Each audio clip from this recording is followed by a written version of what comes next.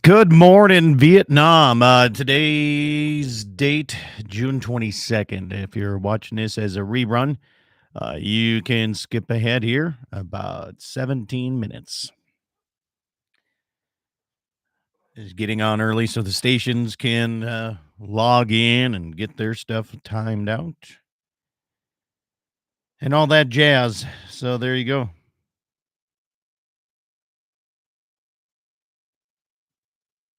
I don't know if you guys know I don't know who's in charge of the chronic waste disease thing on Facebook. It's funny. I get a kick out of this stuff, man. Whoever's in charge of it, you're doing a heck of a job. Nice job. Nice stuff. Nice stuff here. Morning, Waylon. How you doing today?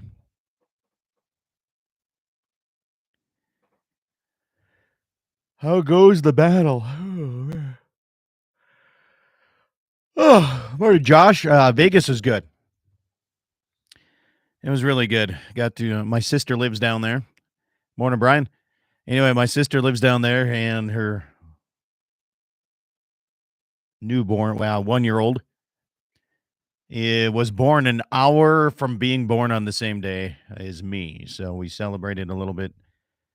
And my sister got a party bus for me. My brother and his girlfriend flew down there. A couple of my older nieces flew in for it. It was kind of a nice surprise. And we did a little bit of everything on that Friday night anyway. We had a party bus. We went drove around a little bit, went to Fremont Street, went to Gillies. They took me to an adult club. And yeah, no, it was good. Then the next day we spent a little time with the family and did a little birthday stuff with the little niece and went to the Sphere, went to a concert at the new Sphere, which is pretty incredible. It's pretty incredible. So yeah, no, it was a good time. It's good to be back though. And not only that, it's nice to come back and it rained this week, so that's good. Morning, Wayne. It was good to get off the ranch for a little bit. Cheers to you. Ivermectin Saturday morning. I missed mine last week.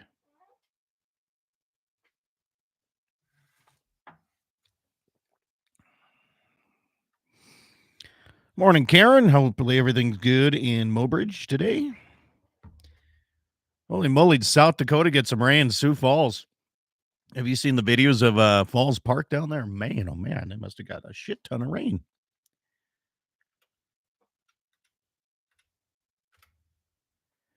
Yeah. Lots of stuff going on here. Gonna be kind of a mix match today. Nice cap. What do I got? Which one am I in? Oh, the Hall of Fame one? Yeah. Oh, I took a Cowboy Hall of Fame ball cap with me down to Vegas. And it is surprising as to how many people ask questions about what that is. So, what do we got here? Morning, Dave from Minnesota. What do we got here? We've had a lot of rain in southern Minnesota this morning. They're putting the floodgates in for our town just south of us. Mankato had over 5 inches of rain yesterday. We had 2.5. Okay. Holy moly. We had.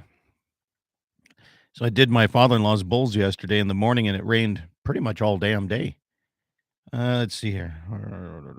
But according to the Endon weather station, only 23 hundredths of an inch of rain yesterday, which surprises me. I thought it was more. Ryan Pagel's on here this morning. Morning, Ryan.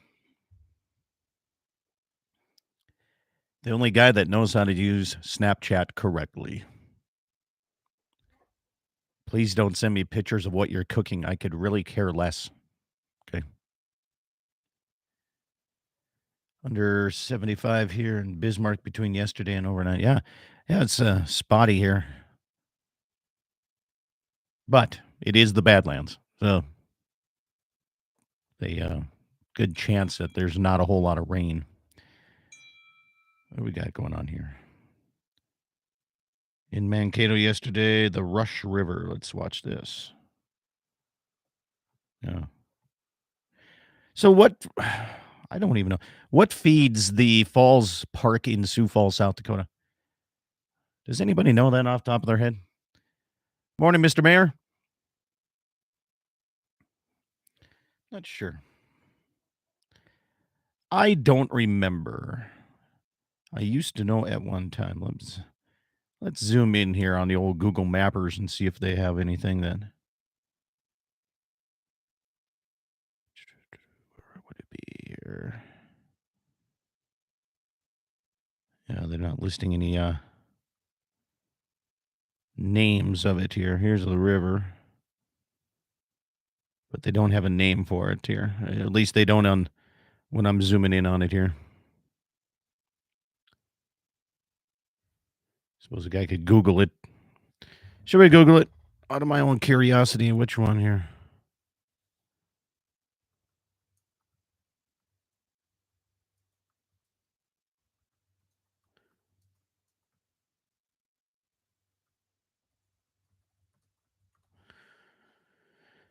The Big Sioux River. Shocker. Yeah. Okay. Average is 7,400 gallons of water drop 100 feet over the course of the falls each second. Well, there you go.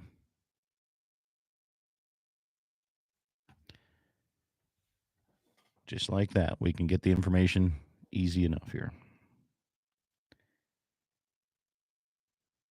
Let's see here. Let's get Jesse lined up here for the first half hour.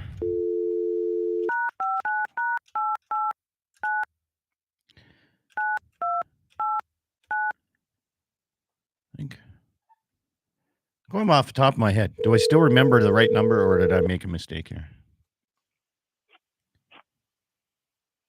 Yeah, go ahead. Hey, I remembered your number off the top of my head. Fair enough. Where are you camping at again? I think it's Whispering Pines Campground. Outside of what? Silver City. Silver City. Like the road is freaking closed down right here because they're tearing shit up. Silver City. Pennington County. I have not heard of Silver City. Oh, you're way down there. Okay. I see. You're just outside of that area. Okay.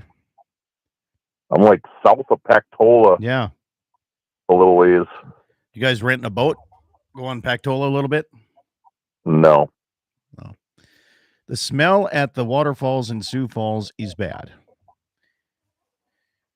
The smell of Sioux Falls is bad. Have you seen the videos of the falls in Sioux Falls after the rain yesterday? It's full. Really? Yeah. Yeah, it's got a lot of water coming down in there right now. I see. Yeah. Like on YouTube, or where's it at? Yeah, it's on the TikTok. Some hair on my microphone here. I like that. I don't like hair on my microphone. I'm thinking back, when I was doing radio back in the day, which I can actually say, we always use the same freaking microphone and the mic filter all the time for every announcer. And I got to say right now, it's so nice not having everybody else's mouth and spit and everything else. And that's back when they smoked in studio and shit, Yeah. Holy shit. I just pulled up Sioux Falls flooding. Yeah. What's the deal? See, when you have a lot of rain in a short amount of time, it creates more water. Like, I mean, things are jacked up. I know. That's what I said. Where did the rain happen at? It didn't rain anywhere you were at yesterday? No, I mean, like, because doesn't the river in Sioux Falls flow north? Isn't that the Red River? No, it's the Big Sioux Oh. River.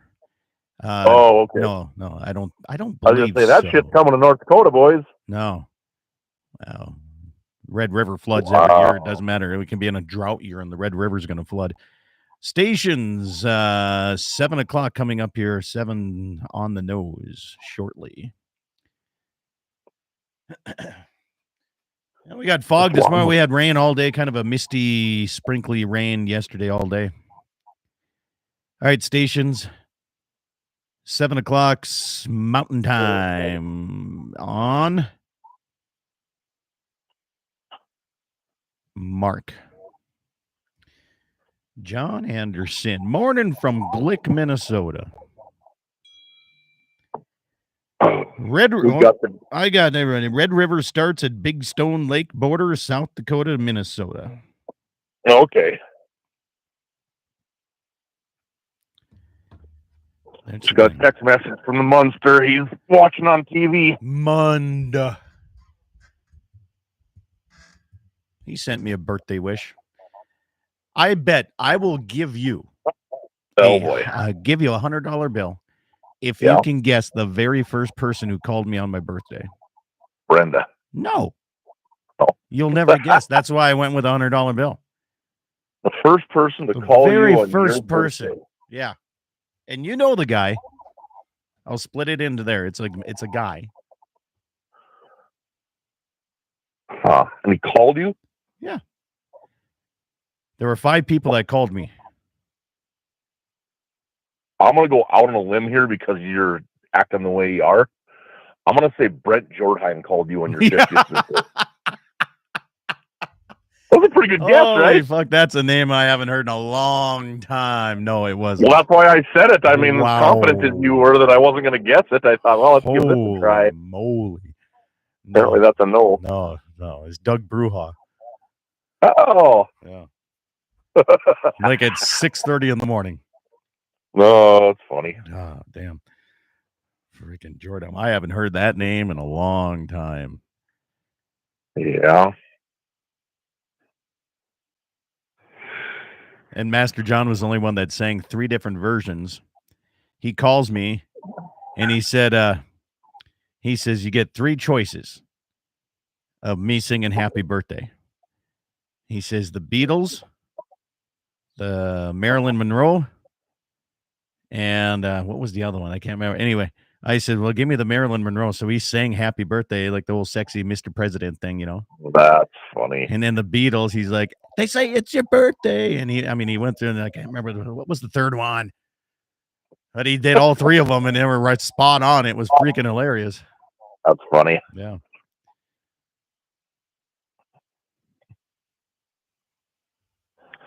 I thought you were going to say like English, Korean, and some other language I don't know that he knows. It's been a while since I spoke Korean. It's been a long time. Yeah. Oh, man.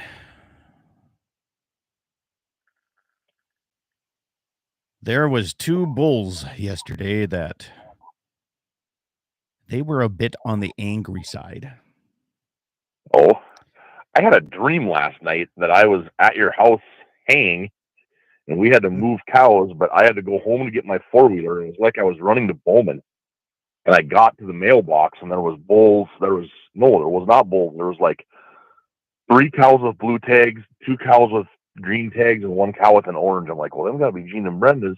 I had a weird ass specific dream last night about that. It was. I appreciate you dreaming about me, man. Thank you. I was like, why are Scott's cows out? And there's some of Gene and Brenda's in here too. This is weird. Yeah. Oh. Couple older ones, or who was fighting? Yeah. Some of Gene's older bulls, they just, man, they were mean. Doc Kruger was running by himself yesterday, and it was just him and I, and then Dixie was holding the probe in the backside, if you know what I'm saying. I know what you're saying. Yeah. Just had an 1.20 inch dumped on us in the Morristown area. Okay. Morning, Clay. We had 75 last night in Hazen, I was told. I thought we'd have more. The show's only 20-some hundreds yesterday. When I was coming through the Reader area yesterday morning, it was freaking getting after it. Yeah, it was heavier in the south. Jay was at a branding north of Sentinel Butte. I called him. I'm like, you guys branding today? He's like, yeah. I'm like, really? Yeah. So Dixie and I, we did a little booze cruise yesterday. We ended up in Medora for lunch. And that's the second half of the program. That's why John Hild is coming on talking about this travel management plan for. Gotcha. Did you know that they're planning on putting all these ATV trails in around Medora and through all the public land? No, I hadn't heard nothing about it. North Dakota North Dakota tourism is pumping millions of dollars into this. So after much heavy rain and heavy fog on the border of Lemoore-Logan counties. Good morning, Tim. All right, Jesse, we got about 45 seconds before showtime here. I hope you have something to talk about because I did not plan. Oh boy. Yeah. I should have known. Stand by. I'm still on vacation mode. Me too. 25 seconds to go. Stand by. I'm turning it down here. Stations, 20 seconds, 20 seconds.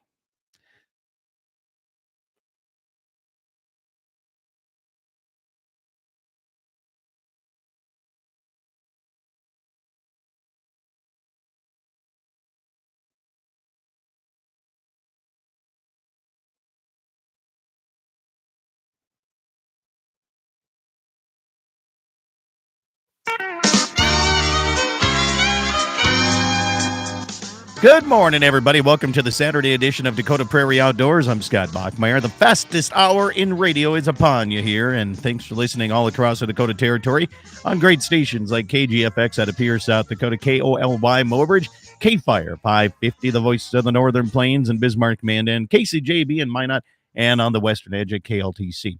It's a little foggy here this morning at the ranch here. Good to have you on a beautiful Saturday morning, which not very often I can say, especially where I'm broadcasting from, that it is a nice wet morning. Although rain across the Dakota Territory, everybody seemed to get a little bit of rain yesterday. And if you're looking at any of the videos out of Sioux Falls, South Dakota, it seems like it's all running that way. So be careful on the eastern side down that way.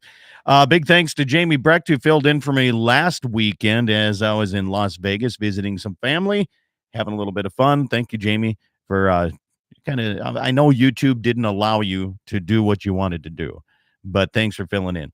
Jesse Flath is my guest here for the first half hour. Second half hour, we're going to be talking about the new travel management plan dedicated for some Forest Service property. But let's see what Jesse Flath has going on today in South Dakota, Silver City, South Dakota. And camping, I guess. Is that a new thing? I mean, are you one of those guys, Jesse? Now you're a camper? Well, not really. Are you forced to go camping? Yeah, well, yeah. You know, what usually used to happen is my in-laws used to live down in this area. They lived halfway between Deadwood and Sturgis in that Boulder Canyon area. And my wife would reserve this trip for when you and I were doing the fishing tournament. And then they would come down here and stay with her mom and have a long weekend and go do all this hiking in the hills and go to the reptile gardens and all that stuff. Now they don't live down here anymore. They live in Hazen by us. And the girls haven't been down here for, I think, either 2 or 3 years.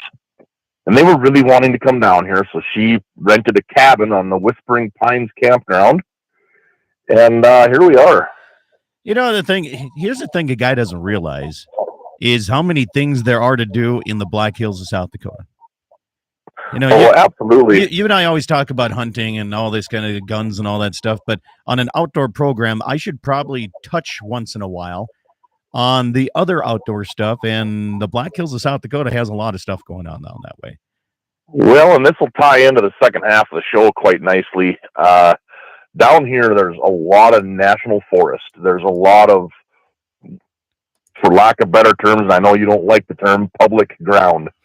The problem is, and this happened up where my in-laws used to live, there was a trail that went up and over a mountain pass that ended up in a little tiny town of Galena. And it was a well-traveled trail. You could go there and have hamburgers and stuff. There's thousands and thousands of miles of trails Yeah. down here that you can hike on, you can mountain bike on, you can ride four-wheeler, you can ride side-by-side, and they go all over. You can get to most places down here in the Black Hills without ever touching blacktop, other than to maybe just cross the road. But there are sections of that road as well that do go across a little bit of private land. There is a spot that's about 250 yards long. It goes across some private ground. And let me tell you, if you come through there and you're ripping and raising hell, that guy, his whole summer hobby, he's a retired guy. And you will get the business given to you if you come through there like a knucklehead.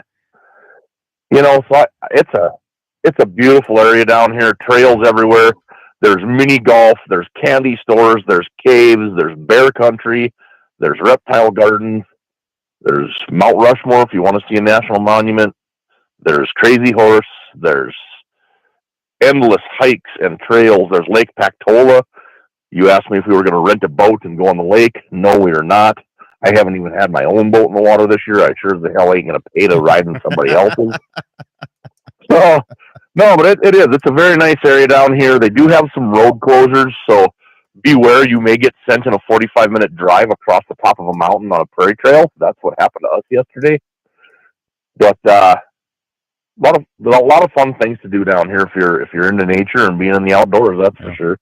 Well, when it comes to hiking, biking, and all that stuff, I mean, it's a big business anymore, and it's going to be curious because I'd like to talk to some of the landowners in the South Dakota area that have to deal with ATVs crossing around, and whether you have cattle or not, I don't know if that's maybe they just get used to it at that point. But I know in the second half of the program, we're going to be talking with a gentleman out of Medora.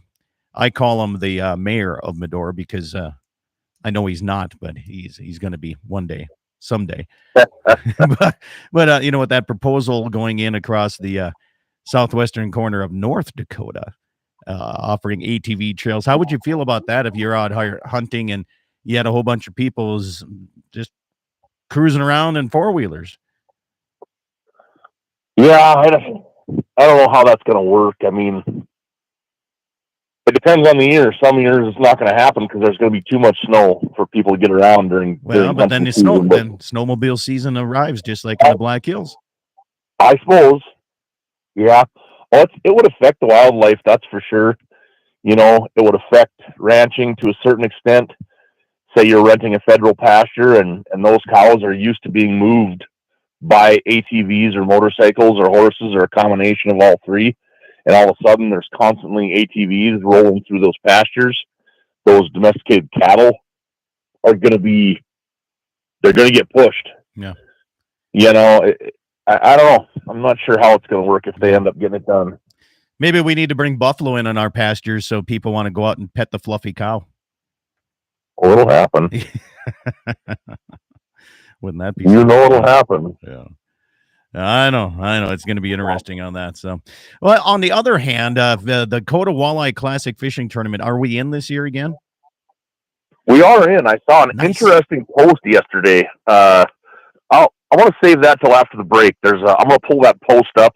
Okay. Because there's a couple things that we probably should help them guys and put out there. Well, here's an exciting thing that I have coming up here shortly. Let me get my dates. Not next weekend, but the first weekend in July. I'm going to be using Kevin Vaughn, Wild Walleye Outfitters. He's down in this area. Yeah, I'm going to be down in Ormond Lake, and I'm guessing here in 2 weeks. Whether he likes it or not, he's going to be on the radio program because that's where I'm going to be. And we're gonna be fishing a little bit here in the Ormond down in South Dakota side of things. So that'll be fun. Right, that'll be a good time. Yeah, it should be. And South Dakota's got a lot of different rules depending on which lake you're on between slot limits and trophy and one over this and so it'll be interesting to see how it works. But he told me we're going to be using nothing but crankbaits. What we're going to be using down that way. So evidently that's been working. That's perfect because then if we decide to use it in Skakawea, maybe you'll have a clue what's going on. I have no idea when it comes to crankbait. Maybe I could use it on the prairie dog town. Maybe I could throw it out there a few hundred yards and start working that in. Boy. Trying to get a prairie dog on one of those. So, yeah. But I did just remember one quick thing yesterday as we were driving. We spotted in the road ditch in a little creek bed either a lynx or a bobcat. I'm not sure what it was. It was pretty quick, but the coloration that it was, I think it was a lynx. And it was there just long enough to admire, but not long enough for me to get my phone off the dash and get a picture. But it was pretty sweet. Oh, we got it. We'll continue that, and we'll talk about black bears showing up around the ranch, too. That's coming up next. Dakota Prairie Outdoors on the way. Pfeiffer's Auction and Realty out of Bowman, North Dakota would like to invite you to the Len Sadler Memorial Classic Car Auction in conjunction with the Dakota Territory Car Club Car Show Saturday, July 27th. Mustangs, Corvettes, a 1928 Graham Page, Mercury Cougar, REO Speedwagon, a 38 Chevy sedan, a 49 Hudson, and much, much more, including oil and gas memorabilia. Join Pfeiffer's Auction and Realty for the Len Sadler Memorial Car Auction in conjunction with the Dakota Territory Car Club Car Show July 27th, Main Street, Bowman, North Dakota. Agriculture is a community of hard work, passion, optimism for the future, and a commitment to the livestock and land. For over 80 years, Dakota Community Bank and Trust has been a leader in ag financing. Our local lending team knows the industry and the challenges, from droughts to winter blizzards. Stop by one of our branches today in your work boots or cowboy boots. You're always welcome. Dakota Community Bank and Trust, that's what we do. Equal housing lender. Bowman Livestock Marketing, serving the tri-state area for all of your livestock marketing needs. Eastern Montana, North Dakota, and South Dakota. You can be sure of great care for your cattle and top price at sale time. Call Austin Snook at 307-290-2161. That's 307-290-2161 for more information or just to talk cattle markets. You can also find them on Facebook and go to their website, bowmanlivestockmarketing.com. This portion of the program is brought to you by Freedom Repair. Whether it's a tractor, baler, your cutter, your combine, or air seeder, Freedom Repair comes to you and helps you get fixed up and back in the field. 19 plus years experience. Give Lucas Kelly a call at 701-440-1945. That's 701-440-1945. Freedom Repair, veteran-owned and operated. MoPro Guide Service, the best on Lake Oahe. Brent and his staff will give you the most enjoyable fishing experience, always having the latest in electronics, gear, and the most comfortable Lund boat on the water. Fish with somebody who lives in Mobridge, South Dakota, the heart of Lake Oahe. If you need a place to stay, the Morest Motel has newly updated rooms with free internet, a family-owned and operated business. Go to OaheWalleyes.com.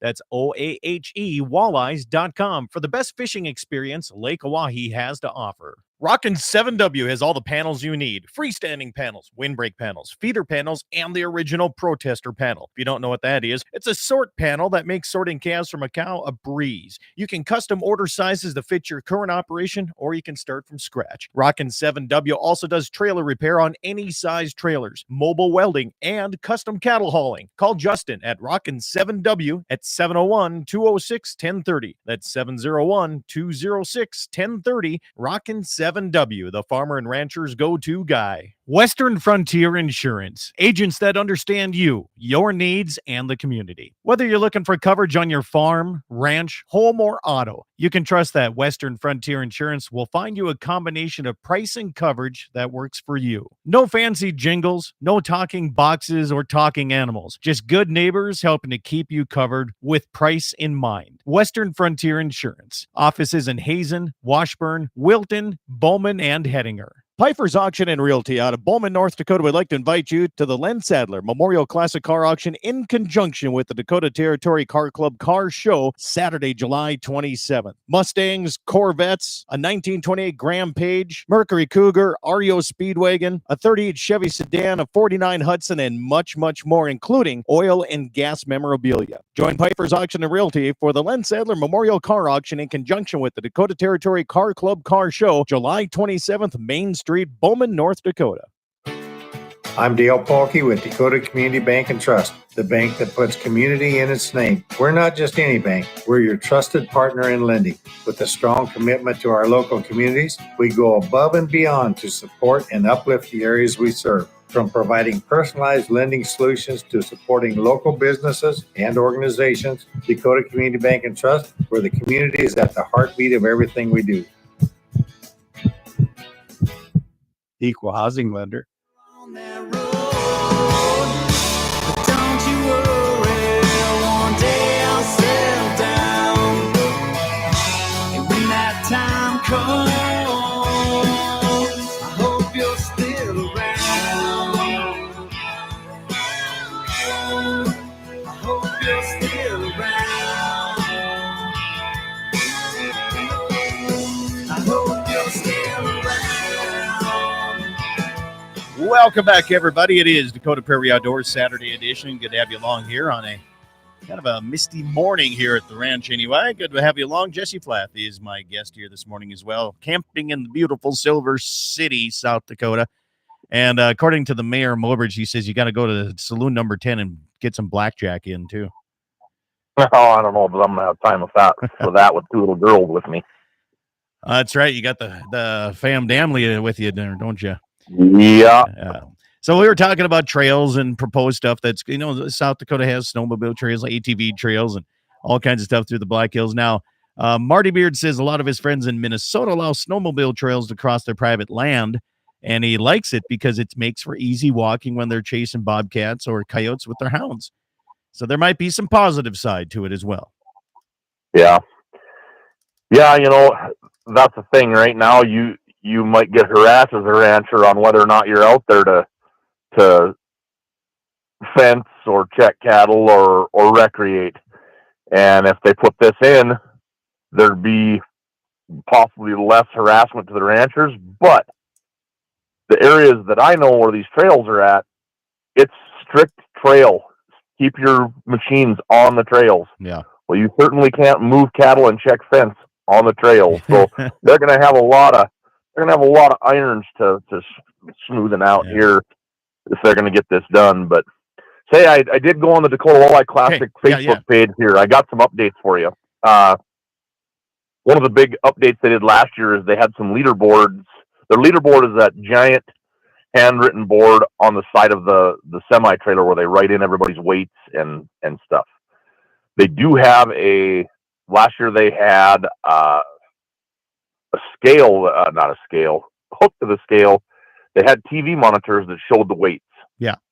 Well, this year it sounds like they're going to a full digital everything. Nice. They just took possession of 170-inch screens. So they're hoping that that's going to be a big improvement. But the post that I was, also the rules meeting and registration banquet. There's an update they put out on May 23rd that is going to be held out at Buell Bay Campground this year, underneath the big 40 by 100 tent, kind of like it was at the golf course last year, but it will be out at the lake. However, the update that I wanted to give everybody was one I just saw yesterday. They say we've heard from scores of teams that are waiting to register in order to be the first out on day 2. And this significantly affects our planning, vendor ordering, and payout calculations. We still have quite a few spots available. We will be closing registration at 8 Central Time on July 8th. It will be taken down that day. The registration portal will be deactivated. Wow.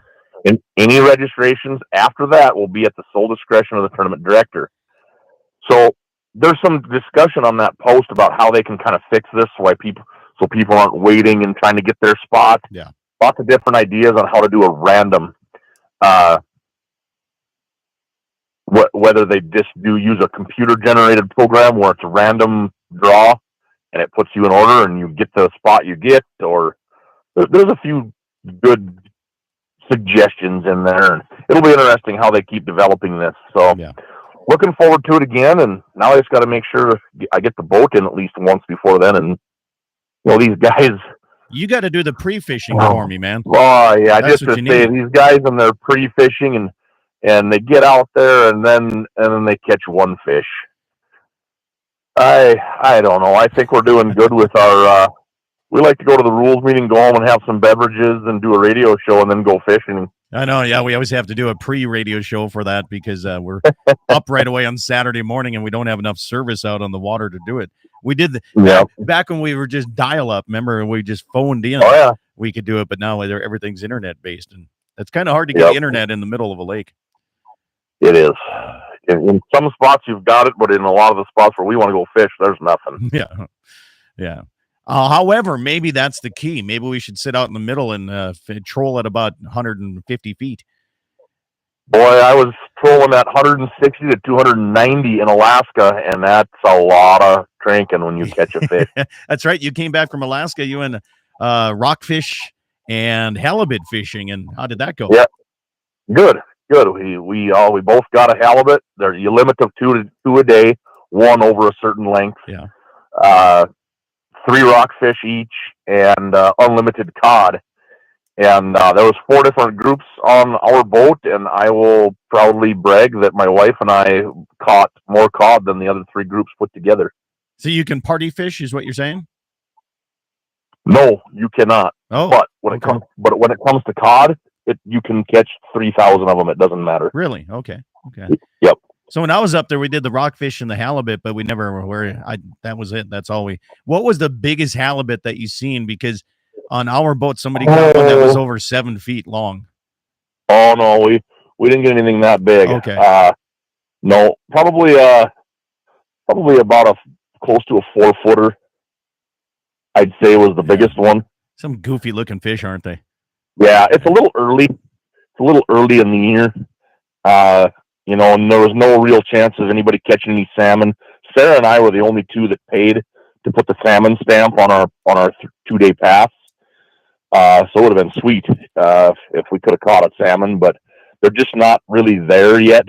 Well, they say that the salmon is really went downhill around the last year. It has. So yeah. It has, and we were about 3 weeks early from when that season really gets going, I guess. But it was a good time. Did you jump on one of the crabbing boats and go up there and go on the Discovery Channel and have a little fun with those guys? No, we didn't see any. There was none in the harbor, but when we were on our way out to fish, we did see a pretty big boat off in the distance, but I couldn't quite make out what it was. That could have been one of the bigger crabbing boats, but in the harbor there at Seward, there were not any. Yeah. Down in Homer there may have been, but not where we were at. So Brian on YouTube here, he says we caught gray cod last year until our arms were sore. Some of the best tasting fish he's ever had. Yeah, we ended up with 10 of those between Center and I. Are you shipping them back? You got them shipped right away? Yeah, they met us at our door. They were there the same day we got home. That's cool. Yeah. And if a lot of people don't know this about fishing in Alaska, it is worth it. It's worth hiring the person to take you out and doing it. And when you come in, they clean the fish and they point you to the direction of the place that's going to ship it, ice it. They have coolers, ice it down, ship it right to your door. It's the best way to do it. The place we went with was J-Dock, and they did everything. Yeah. You came in and they sorted out the fish. They used zip ties for the 4 different groups on the boat to keep the fish straight on what was whose. They cleaned it. They did the what I'll call field dressing of those fish on the way back in. Then we went with the fillets to J-Dock's little business there on the dock, and they weighed it up. They told us what it was going to cost to process it. They told us what it was going to cost to ship it, and they asked us what day we wanted it to show up there, and away we went. Yeah. No, it's a great time. Yeah, it costs a little bit. What doesn't cost money anymore? Oh, that's one thing I was just a little bit surprised at first is things are not cheap in Alaska. No. But it is very remote. I mean, when we went from Anchorage down to Seward to fish, there's one road. Yeah. And there was a bad car wreck, and we got held up for 6 hours because of that car wreck. There's no other way around. Yeah. So it's beautiful scenery, though. You know, the mountains are so much different.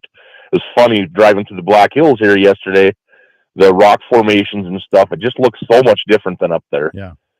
It was fun. I'd go back again. It's a long plane ride, but it was a good time. Yeah, it's but we got to go back, and what we got to do is go grizzly bear hunting. Now, only 60 seconds. I'm going to keep you on for the second half, but I'm also going to call John. But we got some black bears showing up in and around the southwest North heard Dakota that. area. I heard And that. one of them took a couple calves here over by the Gulva area. So they're already creating a little bit of an issue for some of the areas. But when you have them in Montana, South Dakota's got black bear, Minnesota, and Canada, it's just a matter of time, I think, that it's going to be showing up in around this area too.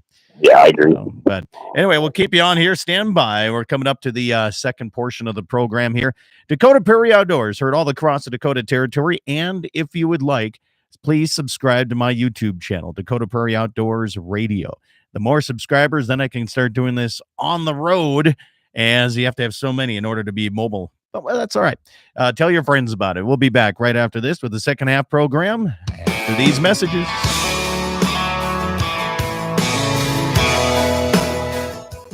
Pfeiffer's Auction and Realty out of Bowman, North Dakota would like to invite you to the Len Sadler Memorial Classic Car Auction in conjunction with the Dakota Territory Car Club Car Show, Saturday, July 27th. Mustangs, Corvettes, a 1928 Graham Page, Mercury Cougar, REO Speedwagon, a 38 Chevy sedan, a 49 Hudson, and much, much more, including oil and gas memorabilia. Join Pfeiffer's Auction and Realty for the Len Sadler Memorial Car Auction in conjunction with the Dakota Territory Car Club Car Show, July 27th, Main Street, Bowman, North Dakota. Agriculture is a community of hard work, passion, optimism for the future, and a commitment to the livestock and land. For over 80 years, Dakota Community Bank and Trust has been a leader in ag financing. Our local lending team knows the industry and the challenges, from droughts to winter blizzards. Stop by one of our branches today in your work boots or cowboy boots. You're always welcome. Dakota Community Bank and Trust, that's what we do. Equal housing lender. Bowman Livestock Marketing, serving the tri-state area for all of your livestock marketing needs. Eastern Montana, North Dakota, and South Dakota. You can be sure of great care for your cattle and top price at sale time. Call Austin Snook at 307-290-2161. That's 307-290-2161 for more information or just to talk cattle markets. You can also find them on Facebook and go to their website, bowmanlivestockmarketing.com. This portion of the program is brought to you by Freedom Repair. Whether it's a tractor, baler, your cutter, your combine, or air seeder, Freedom Repair comes to you and helps you get fixed up and back in the field. 19 plus years experience. Give Lucas Kelly a call at 701-440-1945. That's 701-440-1945. Freedom Repair, veteran-owned and operated.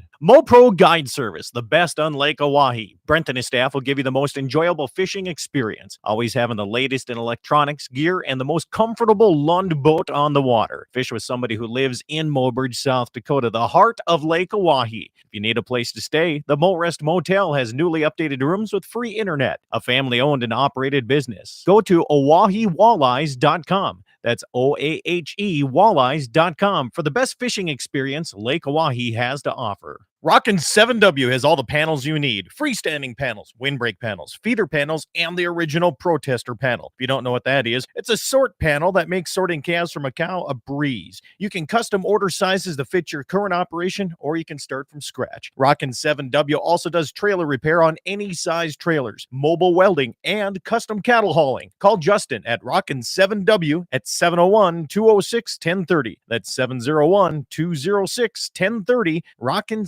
7W, the farmer and rancher's go-to guy. Western Frontier Insurance, agents that understand you, your needs, and the community. Whether you're looking for coverage on your farm, ranch, home, or auto, you can trust that Western Frontier Insurance will find you a combination of price and coverage that works for you. No fancy jingles, no talking boxes or talking animals, just good neighbors helping to keep you covered with price in mind. Western Frontier Insurance. Offices in Hazen, Washburn, Wilton, Bowman, and Hettinger. Pfeiffer's Auction and Realty out of Bowman, North Dakota would like to invite you to the Len Sadler Memorial Classic Car Auction in conjunction with the Dakota Territory Car Club Car Show, Saturday, July 27th. Mustangs, Corvettes, a 1928 Graham Page, Mercury Cougar, REO Speedwagon, a 38 Chevy sedan, a 49 Hudson, and much, much more, including oil and gas memorabilia. Join Pfeiffer's Auction and Realty for the Len Sadler Memorial Car Auction in conjunction with the Dakota Territory Car Club Car Show, July 27th, Main Street, Bowman, North Dakota. I'm Dale Polkey with Dakota Community Bank and Trust, the bank that puts community in its name. We're not just any bank, we're your trusted partner in lending. With a strong commitment to our local communities, we go above and beyond to support and uplift the areas we serve. From providing personalized lending solutions to supporting local businesses and organizations, Dakota Community Bank and Trust, where the community is at the heartbeat of everything we do. Equal housing lender. On that road, but don't you worry, one day I'll settle down. And when that time comes, I hope you're still around. I hope you're still around. I hope you're still around. Welcome back, everybody. It's Dakota Prairie Outdoors Saturday edition. Good to have you along here on a, well, I'm going to call it a foggy Saturday morning in here, or I am anyway. Jesse Flath is my guest here today. He's camping down in the beautiful Black Hills of South Dakota. And the Schriefer Red Angus Ranch says, good morning, gentlemen. He's listening this morning, too. So thanks, Mark. Appreciate it.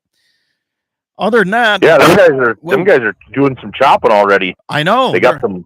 I think it's winter triticale they're chopping. Yeah. Looks like it's adding up the tonnage in a hurry over there.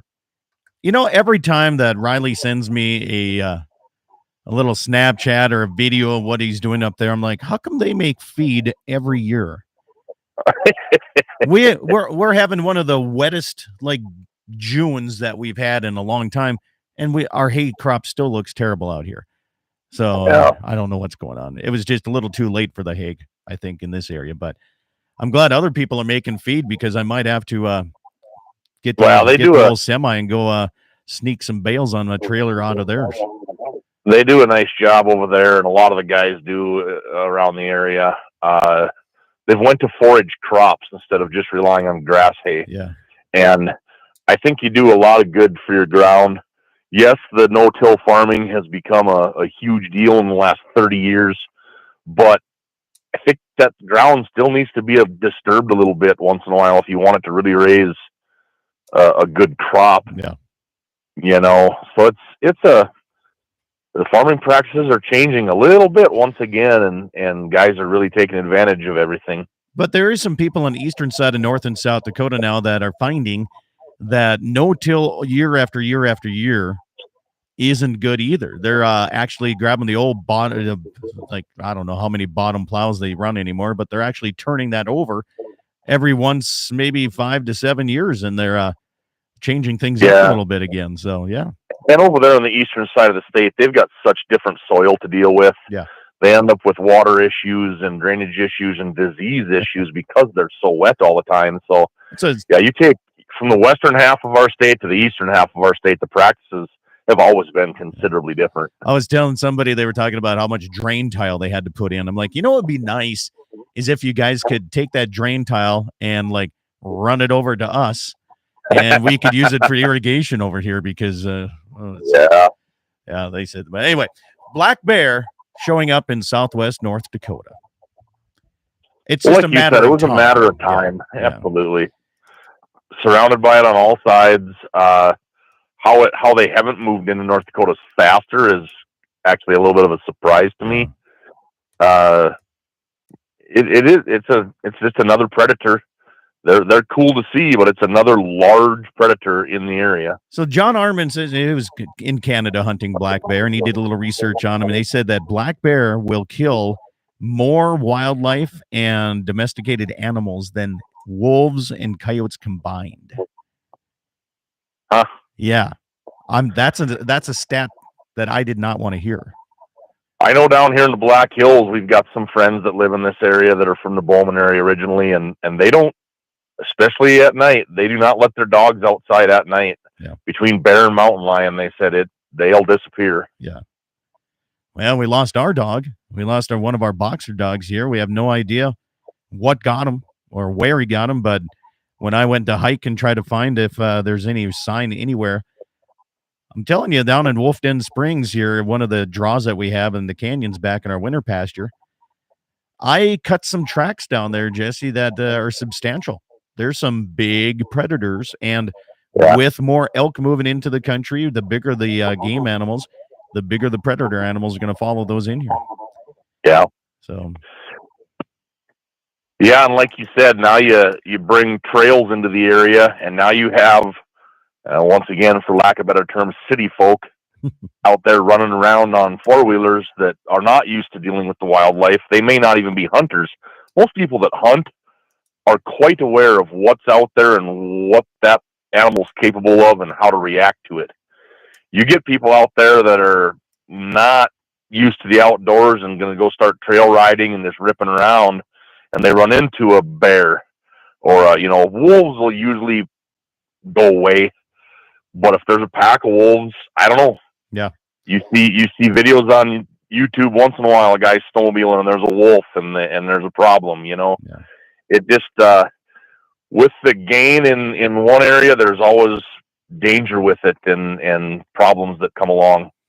What's interesting to me is you see a lot of these people, they're just like, especially from the urban areas, they're telling we need to keep things more like wildlife friendly. We need to, keep it original and don't disturb this and don't disturb that. But yet they're the ones pushing for trails and convenience stores. Well, Ryan said, maybe the landowners, if you're going to have ATV trails all over, you can set up a gas station and sell fuel for the ATVs at like $20 a gallon too. So there you go. I don't know, Kind of like fuel in the water for the boat. Yeah. About double of what it is in town.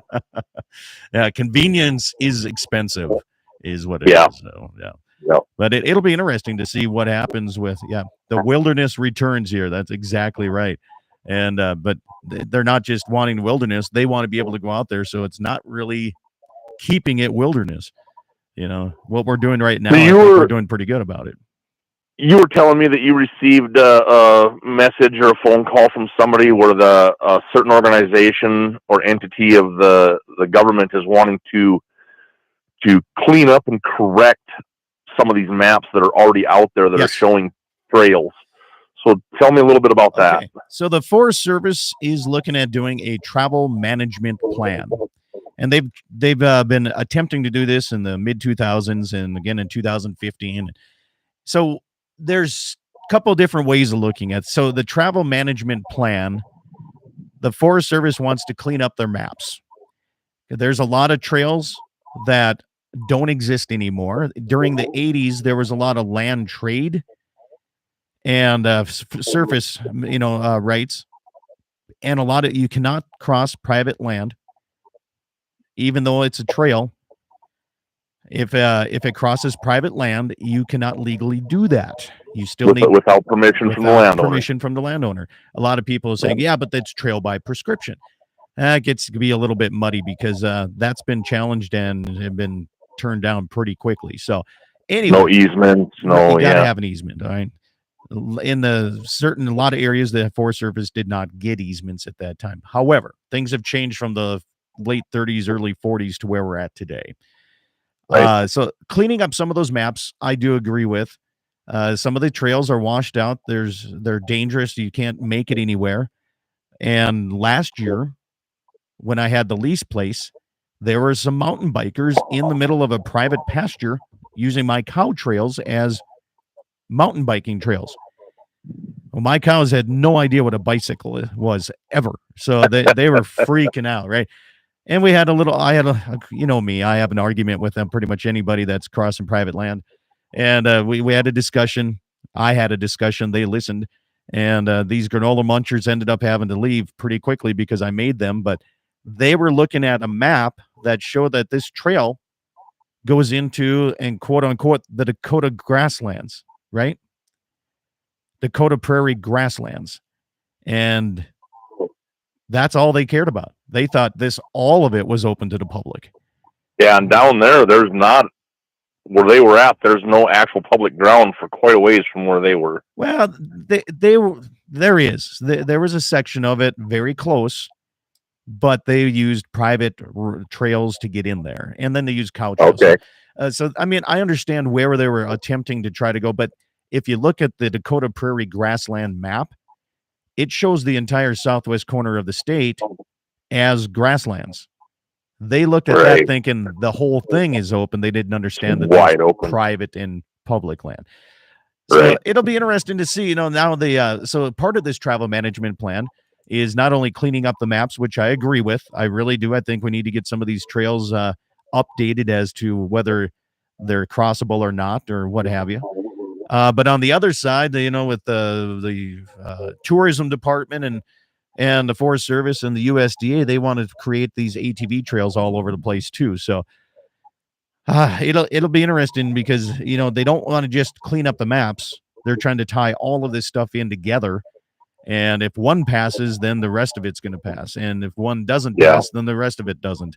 And it's too bad because it'd be nice to clean things up, but also be nice to keep these trails out of our area. And I don't know any of the local people that actually live here that want them. However, there's a lot of investors that own property in the Badlands that would like to have them. Yeah. And they're pushing that too. So it's not necessarily, I don't know. Can you call them? I mean, they're investors. They might live out here a month or two out of the year. They're not technically locals, I guess you could say. So it'd be interesting to see what's happening. Well, and that ties into another comment that I got text to me at the beginning of the show here. There's the big national news came through that North Dakota is supposed to be getting another interstate. Basically, they are going to South turn Dakota, yeah, the majority of Highway 85 that runs from, let's just say, Williston. It comes from Canada, but from Williston all the way down through Rapid City and around. Yeah. There's been talk of this for years and years and years. A portion of that in North Dakota has already been turned into 4-lane, divided 4-lane in some areas up in that Williston, Watford City area because of the oil field traffic. They're wanting to extend that all the way down through Belfield, Ammonon, Bowman, Buffalo, all the way down to Belfouche and beyond. There was a question on how that was going to affect the wildlife.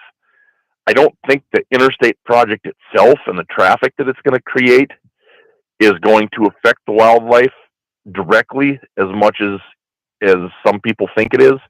But what it could affect is if they get all these trails and all this new stuff passed out in the Badlands, it's definitely going to affect it by making it that much easier to get to, yeah, and bringing that much more traffic past it. Yeah. So it can all tie together, but I wouldn't hold my breath. What did I see? 51 million, I think, so far the state has been awarded by the federal government for this road. Well, 51 million won't get Bowman to Belfield or maybe even Bowman to Ammonon done. So yeah. I don't know where all the rest of this money is supposed to come from to get it all done. Our pockets, that's where it's coming from there, man. Yeah. So another thing that some people don't realize, you talk about more traffic, okay? What we witnessed last year, Jay and I just got done moving some cattle and doing some things, and here comes a little Mustang flying through the middle of my yard. Went north into the hayfields. Oh, yeah, I remember this. Yeah, so we grab a couple guns, and which didn't take long because we have them with us all the time, and jumped in the side-by-side, went out, and we're like, what is going on, right? And it turned around and came driving back, and we literally had to drive in front of it to stop this guy. And he said he was trying to find a certain area. I'm not going to point it out specifically, but he was trying to find a certain area. I'm like, well, you're a ways away from it, and he was tweaked out, man. He was on something. So we followed him. And what they're doing now is these cartels on Highway 85, since it does run all the way from the border and Mexico border all the way to Canada, it's a highway for distributed drugs. And this guy was going to get his pickup. So what they're doing now is some of these cartels are dropping it off, sending a pinpoint to the person that's supposed to pick it up, and then they come and grab it and they distribute it from there. And they're using public land to do this. So that's just one more thing that we have to deal with, and we had to deal with that too. Now, and it's fentanyl that's coming across the areas. Yeah. So it's kind of some going scary up stuff. everywhere. It is. It's crazy stuff going on here. So yeah. So now we have to deal with that. And if there's going to be more traffic, it's just going to increase, is what it is. Yeah, it'll be an interesting next few years, depending on what all does and does not develop. Are we going? But do we need to stop progress, or Is there any bright side? Like Marty Beard said, he says snowmobile trails are great because you can. It's easier walking when you're going hunting after coyotes and things too. I don't know. Right. And that's the other thing that I worry about is maintenance. You and I see when we're trying to get around your ranch to fix fence, haul hay, whatever it may be. These trails go through the Badlands ground, the actual dirt, the actual material that some of that area is made out of. Once it loses its forage base, or once it washes from rain or snow or traffic, it deteriorates very quickly. And that's why some of those trails on those Forest Service maps are not usable anymore. Yeah. Because crossings have washed out, different things have happened. So we start allowing these trails through there, and they get used. Inevitably, they're going to get used heavily once people realize they are open and that they're there. Who's going to maintain those? Who's going to make sure that all these things are? Because out in Minnesota and Wisconsin, they do have snowmobile trails and ATV trails everywhere. However, they've got full-time organizations with the big snow cats with the blades on them and trail groomers, and they take care of those trails so that they are usable. And that, if they're going to do this, that better be part of the plan. There better be money and labor and equipment set aside to help make sure all this stuff stays up to par. Yeah. I just don't know. It'll be interesting if they have some public meetings to try to get to them and see what the ultimate plan is. They've had 4 meetings so far, and I don't know. I haven't been to one, They've so I been can't pretty say. quiet. I haven't heard about any of them. Exactly. Of course, they're being quiet about this. There's a reason they're being quiet about it, but it'll be interesting because I've been contacted by 3 organizations that are wanting to try to step up and create a group of people that are on the same page.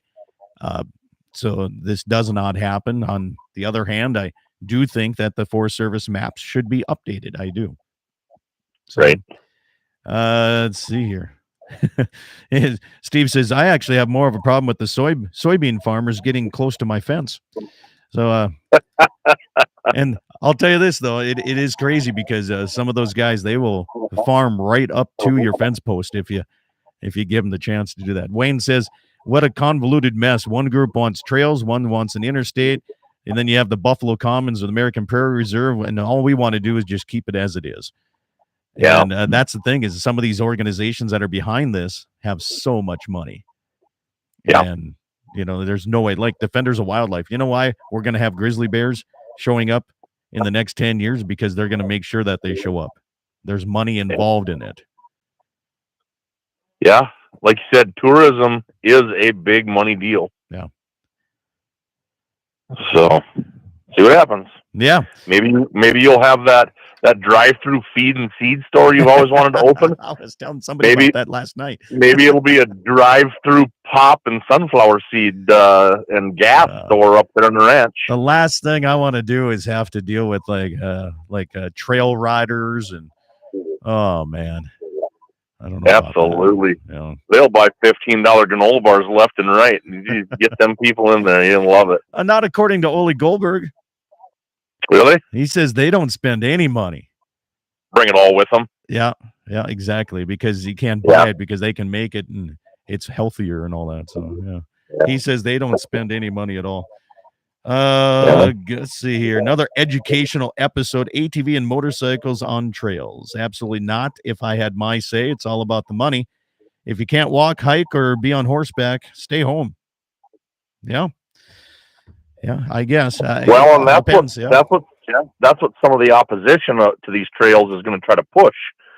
But then you've got another problem, like you said. If they do push that, be careful how it's written. Yeah. Because you do have ranchers that are out there trying to make a living off that land. And in order to fix their fence and put out mineral and take care of baby calves, you can't accomplish all that in today's world in a timely manner on horseback. Because the ranches of the yesteryear were a ranch your size 100 years ago with horses only would have had 20 hired men on horses. You're running that place by yourself on a 4-wheeler. And if you can't get around on an ATV, you're not going to be able to take care of your livelihood.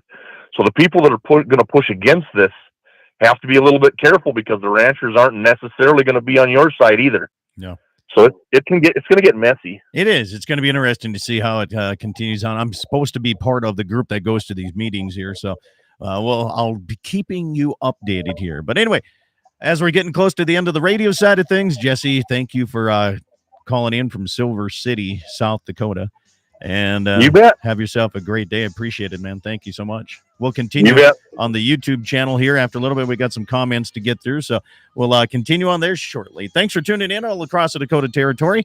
Remember to eat meat, drink some milk, wear fur and wool, and enjoy yourself and have a great Saturday afternoon. Have a good day. All right, stations, thank you again. Appreciate you. I'm going to give a little bit of time here before we go on the rampant talk that I really want. While we're waiting for that, speaking of wear fur, I spent an hour in one of the furriers. Yeah, isn't that cool? So this lady, I got the word from her on what it would take. In order to make a full coyote coat, they would need around 20 furs. Really? In order to make a vest, they would need somewhere around 12 to 15. Why so many? Because of it being able to get them to match up, to get the patterns right, okay, to get the trimming right. If one of them is starting to slough, or when they start cutting them apart, they start to slough. So it was very interesting. And I got her card, and she said, if I ever have any questions, and I do want to ship my own product up there for them to make a coat out of. So these coats I was looking at were around, they were anywhere from $3,000 to $8,000. Jeez. She told me if I was to send 20 of my own tanned finished hides up there, I would still probably have around $1,200 into them making a coat for me. Unbelievable. Jay Berg says, how many for a pair of woolly chaps? I want a number. That's a good idea. So share the number with Jay Berg. He wants to. The other big thing is you can't just have them tanned normally like we do. They have to be tanned to, what did she call it? Garment quality tanning. And it's a little bit different process, she said. Okay. But she also gave me the name and phone number of a business in, I believe, Idaho that they use to do their tanning. So I got all the ins and outs to get it done. So if you go to Alaska, especially Anchorage, and you go on Main Street, there are furrier stores every block. And it is absolutely impressive to see some of this clothing that they make. I mean, and you're talking about an area that's cold quite often, so they use them up there. So yeah. All right. And some of it's very, very heavy, and some of it's very, very light and just as warm. And then that's where your big dollars come from. All right, so let's get to some of the text here. Good morning. I am just wondering where the information on the OHV proposal is located. You would have to look at the travel management plan under the Forest Service, and or I don't know if they have the actual maps where they're planning on putting these. I at the annual grazing meeting is when I was notified about this. So I think you'd have to go either on the North Dakota Tourism or on the Forest Service travel management plan is where I'd search. I'm not positive on that. Yes, Jesse makes a good point. I'm certainly all for ranchers doing what they need to do on their land, but we got to be careful on that one. Absolutely. Yeah. All right. Other comments. Let's see here where I got to go back here. Okay. So I actually have more of a problem with soy boy farmers. Okay. Jim says another YouTuber from Arizona says they get fence cut all the time from ATV riding trails. Yeah. Oh. Never thought about that too. Yeah.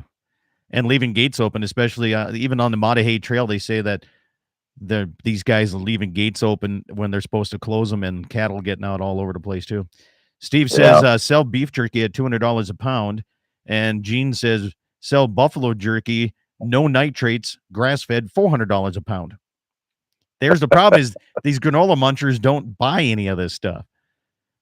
Brian says Alaska used to be fishing and logging, and now it's all tourism.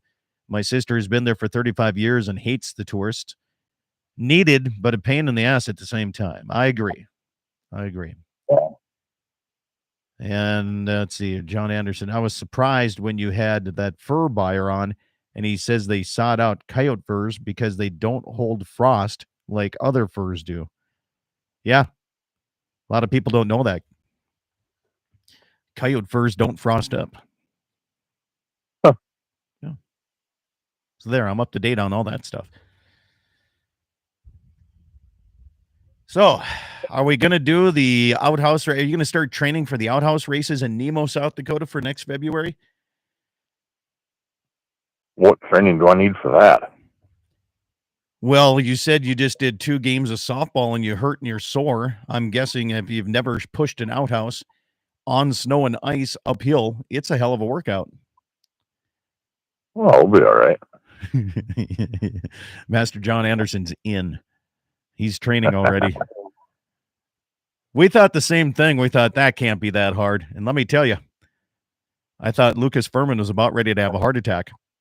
And the best part was we started joking with him like, we're tied. And, we're hammering so we borrowed the police guys. All the police officers had a team. So we borrowed their cleats because all we had were cowboy boots on.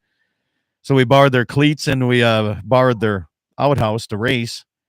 And so we were standing next to them, and Lucas is just hammering the bush lights back, and he's still panting. Like an hour later, he's still trying to get his heart rate down. So we told him, we're like joking with him, like, "Hey, Lucas, guess what? We're tied. We got to go again." You should have seen his face. It was priceless. Good stuff. So yeah. Other than that, what do you got going on the rest of the day? Are you going to do any hiking? I don't know what we're doing. I'm not hiking anywhere. I'll drive them to trailheads and take a nap while they hike and be here when they get back. Yeah. Yeah, I don't know. I think I have a saying here.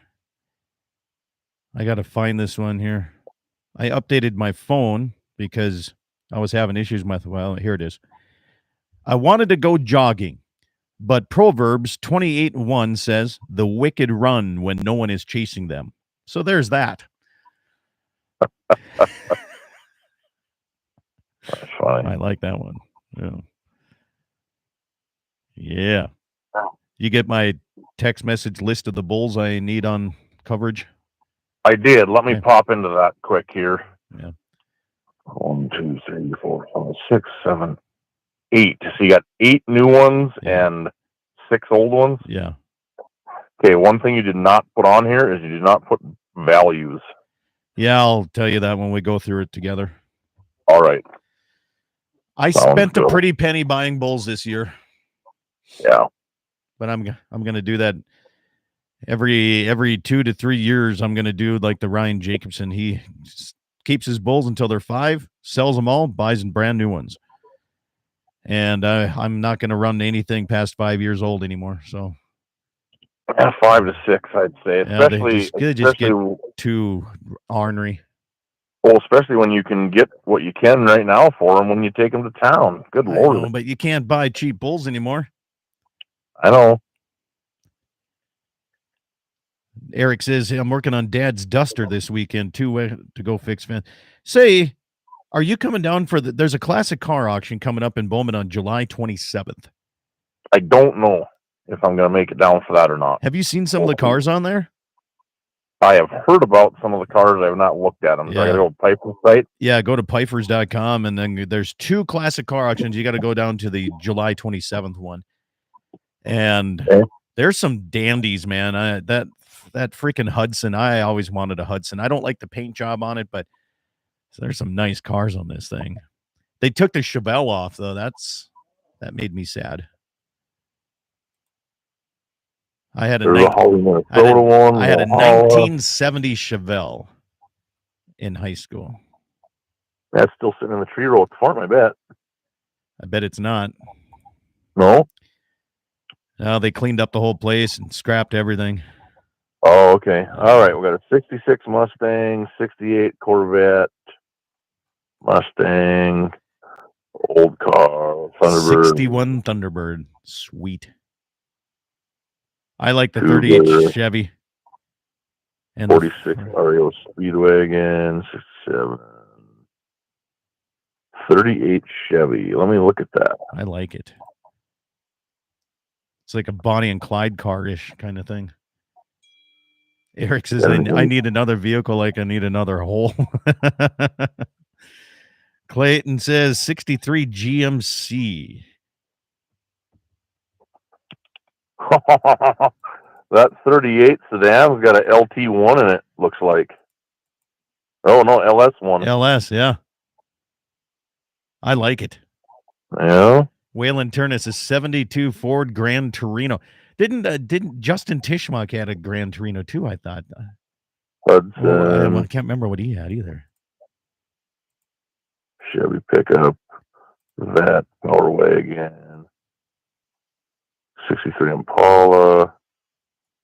Coupe. International Scout.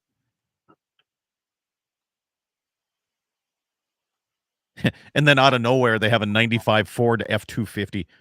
With a topper. With a topper. Yep, and Mickey, yeah. That 72 Monte Carlo is kind of cool. It's ugly, but be cheap. What's that got for a motor? Master John, we just got Dad's 54 Corvair running again. Sweet. Yeah. Yeah, the 63 GMC pickup is awesome. That's cool. Oh, 55. 84 square body. About wrecked Dad's Duster last Saturday. The tie rod broke after making a pass. Luckily, it was at 5 miles an hour in the pits versus 92 on the finish line. What the heck? Oh, yeah. Was my father-in-law's pickup. He bought it new, one owner. He just got a different pickup and just quit driving it. Seems like a common story. The 63 is your, really? Okay, cool. Very cool. The F-250, what's that? The F-250 is what I want. Okay. I wonder how many, it must have like low miles on it or something here. 3/4 ton, 460 gas engine. No mileage on it. It's a nice shape though. Yeah, I'm running through the rest of these signs and stuff quick. Okay, I'm going to go back to that pickup. Yeah. Hudson. 3/4 ton short box step side. That is that's a nice pickup. Which lot number is it? The 63? Yeah. 1023, lot number 1023. Oh, there we go. Yeah. Crazy thing is 95 Chevy is damn near 30 years old. When I think of a 30-year-old Chevy pickup, I think of a 70 square body.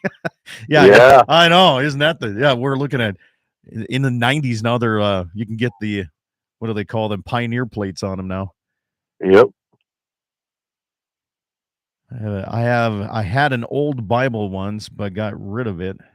Some guy named Martin Luther had written on all the pages. What the?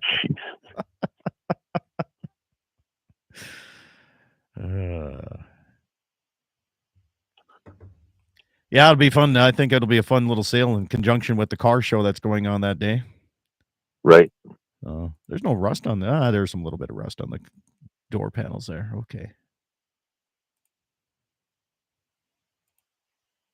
Oh, man. It's still going to go spendy. These things are going to go high. Possibly. Steve says, my new pickup is a 2001 model. Yeah. The old 69 Oldsmobile is a pretty good looking car. Yeah, there's a couple cool ones. Yeah, never really been a fan of Oldsmobile, but that's pretty cool looking. It still has the AM radio, push button AM radio in it. AM only? Yep. Sweet. I had a car that had an FM only in it. That's what they're What trying was to do that? anymore. That was that first Caprice I had? No, that can't be right. What would that have been in? Yeah, July 27th, Eric, is the sale date. If you go to Pifers.com and go down to July 27th, take a look at some of them. But he says, newest pickup I got is a 2000 Dodge. I'm going to make some people mad with this comment, but I'm going to say it anyway because I want people to respond either yes or no on this one. Okay. People are going to get mad on this, and I'm fine with it. But this is, everybody has their own flavors of vehicles, right? I mean, Yeah. there's some things I like, you know, I mean, I love Chevelles. I enjoy the early Camaros, like 67 through 69 and 70 models. But once they started putting a certain right next to I wanted the single headlights, and then they started putting the turn signal right next. I don't like the look of those. So, I mean, it's different strokes for different folks. But here's my statement. When I see a Corvette, I'm just going to say this. I know I'm going to get in trouble. I don't care. Looks like a penis on wheels. No. No. Now that I'm looking at one, it kind of does. But anyway, when I see a Corvette, I think that's a great looking vehicle for a girl. I agree. They're a lady's car. Thank you. Part of the reason, have you been in one? I have been in one. They are tiny. I was playing pool in Marmouth, and this guy comes in and he pulls up in a Corvette. And he comes in and he says, I'll take, he wanted to play pool for like $1 or $5 or whatever. And you know how it is when somebody challenges me, it's like, it's on. And I said, I'll give you $5, but if I win, I get to take your car down the highway for a test drive. I won. And I'll tell you this, they're fast. They get up and go. There's no doubt. It was fun driving it. But when I see one, it's like, whoever comes out of it better be a girl. And now people are probably going to get mad at me here. So let's see. I have a 75 Nova. Sarah's stepdad has a vet. It's a 79, I think. So it's got the big shark fin front fenders, you know, and it's a classic looking vet. But it's a 4-speed manual, and I cannot drive that car because I cannot get my foot on the clutch because my knee will not fit between the steering wheel and the door. Yeah. And I can't get my leg high enough to get my foot on the clutch because the steering wheel's in the way. I mean, they're a small car on the inside. Yeah. Even the newer ones. Dad's got a 17 that he's actually trying to sell right now. 2017. That thing is tiny inside. Like you said, it's a kick in the pants to drive because that thing will scoot. Yeah. But unless you're under 6 foot or under 230, 40 pounds, they are uncomfortable to be in. Yeah. Yeah. I just never been a fan of a Corvette. I'm sure a lot of people are going to hate that, but I'm not a fan of them. I'd like to sit in some of these other sports cars. You know, Corvette went to a rear engine setup to try to compete with, nobody was buying them, and everybody was buying because they make Ferraris and Lamborghinis that have small motors in them. Yeah. They look like the other ones, but they're no faster than my Buick Park Avenue. Yeah. But they look cool. So Corvette went to a rear engine setup and changed their look and changed the sound. They changed the way the exhaust is on them so that they sound like a supercar. Yeah. But I'd like to get into one of those Ferraris or Lamborghinis or one of these newer supercar looking cars. Yeah. I wonder how tiny they are, if they're just as small or what. They're definitely, never been in one of those. Yeah, they're definitely fast. Let's see. I've never been a fan of Corvettes. Brian says I can't get my fat ass to get sideways off the ground to get into the damn Corvettes. Eric says everybody has their own preference, each to their own. Wait until you get a roll cage in the way, then you really have a hard time. I bet. Say, I just got a text message question on what gun we're bringing or donating to the Cowboy Hall of Fame golf tournament this year. I don't know.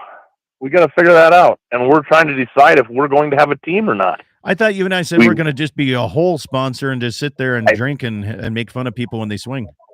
Well, here's the thing. So when that tournament started over 10 years ago, we were part of this tournament from year one. Yep. There was, I have to ask Rick. I'm going to go on a limb and say there was maybe 15 to 18 teams total that first year. Yep. And it grew rapidly, but that was one of the things that we put forward to them guys that, you know what, we want to help grow this tournament. So we will have us two on a team and bring two different people every year to try to get people exposed to it. And I'll be proud to say, I'd say about half of the people that we've brought with these 10 years are now on other teams or have made their own teams. Yep. And now there's too many teams. There's 3 or 4 holes that have to have 3 teams on them instead of just 2. And that's kind of too many. It really slows down play even more than it already is, right, because of all the games and everything. So we're really considering just being sponsors, sponsoring the guns, and just driving around and helping and giving teams grief and doing it that way this year instead. So I don't know. We never really know what gun we're going to bring until like a couple weeks beforehand, unless we come across something we think is cool. So we haven't really talked about that yet this year. We've done last year or 2 years ago was the first time we donated a gun that was not what we would call a Wild West or a Western style gun, whether it be a lever action rifle or revolver pistols or whatever. We donated a 10 millimeter 1911 for the 10th year of the tournament. Yeah. And when we thought about it, well, heck, 1911 pistols were around in 1911. So that's about as old and possibly out west as you can get. So we did that one, but I don't know what we're going to do this year. We should see if we can find a Tommy gun with a violin case. Oof, there's a few of them out there, but that's going to be spendy. Well, maybe somebody just donate it, like the NRA guy that's listening. Yeah, there you go. I'm sure he's got one that he could donate.